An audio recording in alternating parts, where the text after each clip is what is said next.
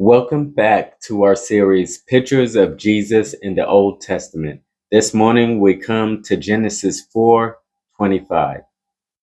The Word of God says, "And Adam knew his wife again, and she bore a son, and named him Seth. For God has appointed another seed for me instead of Abel, whom Cain killed." So, we talked about Cain and Abel last time. Remember, Abel's blood cried out to God from the ground, bringing Cain's sin to remembrance. Remember what happened? There's Cain and Abel, they both went to offer to God. Since Abel offered his by faith, he was accepted. However, Cain's was rejected. Cain got mad, killed his brother. And now, again, scripture says, "And Adam knew his wife again, and she bore a son and named him Seth." And this is what she says: "For God has appointed another seed for me instead of Abel, whom Cain killed." So, God gave her another son after Abel was killed. She lost one son, God replaced her son. So, two questions. Remember, first, what can we learn from this passage? Well, we learn that God cares about our broken hearts, even over those non spiritual things. I mean, this is a mother who has a son, and the son is killed.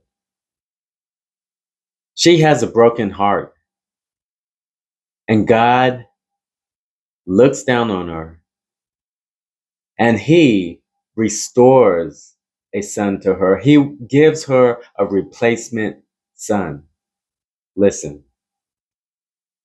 your heart may have been broken in some relationship.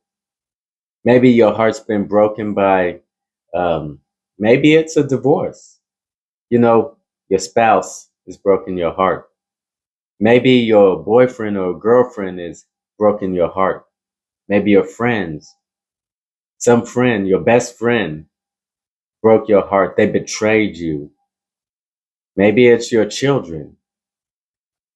Your children just broke your heart. You've been raising them up in the training and discipline of the Lord.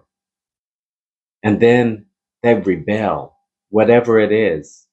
I don't know what you're going through. I don't know how your heart is broken. But listen, God cares.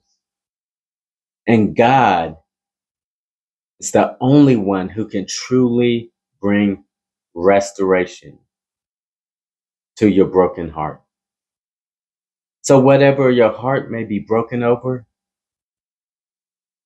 there's only one place, one person rather, that you can turn to that can truly do something about it. And it's God. That's where you turn because He cares. Go to Him. Let Him know about your broken heart. I don't know what His purpose is, but I do know He is in the business of restoration, just like He gave Eve a replacement son. So, secondly, how does this passage point us to Jesus Christ?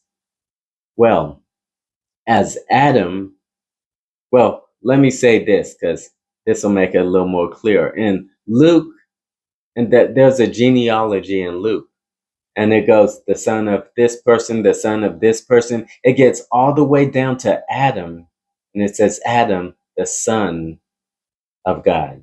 Now, Adam, of course, isn't the son of God in the sense that Jesus Christ was the son of God, but Adam came directly from God. God was his father, a father in the sense of creation. So, in Luke, we read Adam, the son of God. However, when Adam, the son of God, was put on this earth, he was put here and said he could eat of all the trees in the garden except this one. Did he succeed?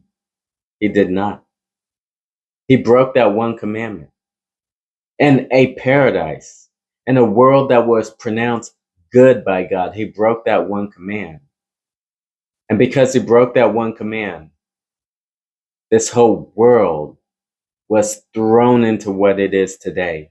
And all men, women, children, everyone in this world, everyone born into this world is born sinners because of Adam's sin.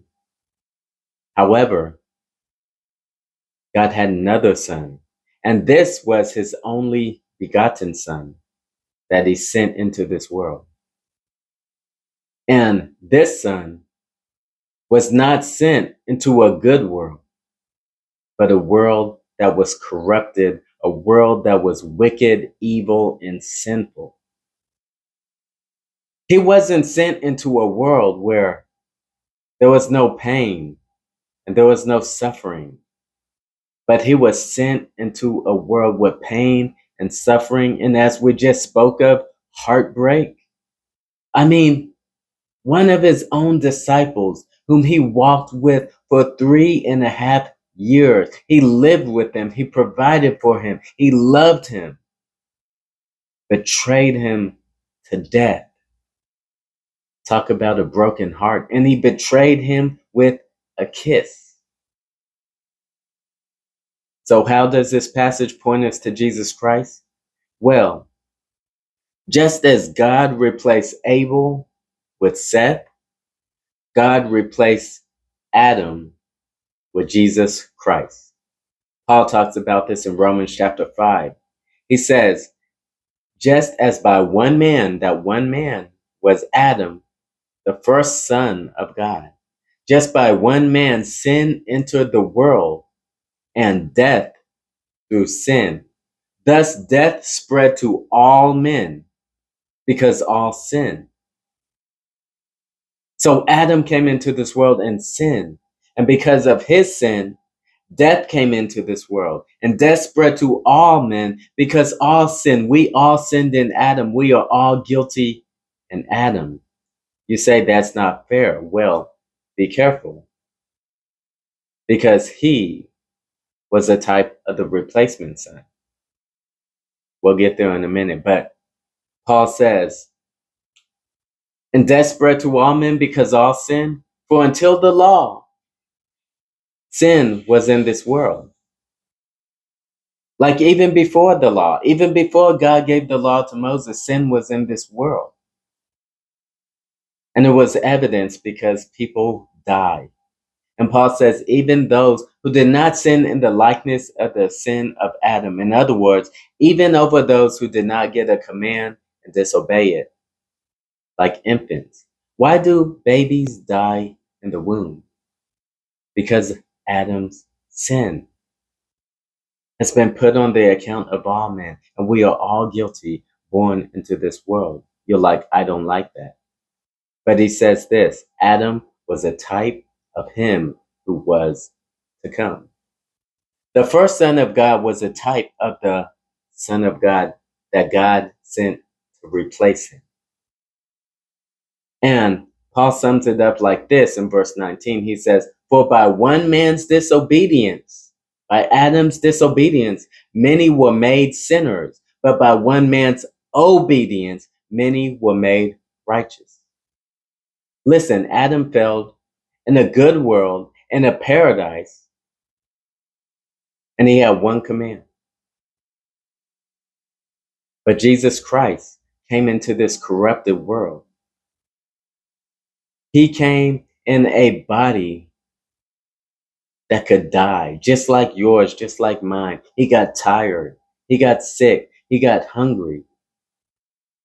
He went into the wilderness 40 days without food, tempted by the devil himself.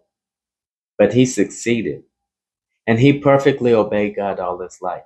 And it's by his obedience, many will be made righteous. And who are those many? Those many are those turn from their sins, turn from living their way, and put their faith in Christ, and commit their life to him, bowing their knee to Jesus Christ as their Lord.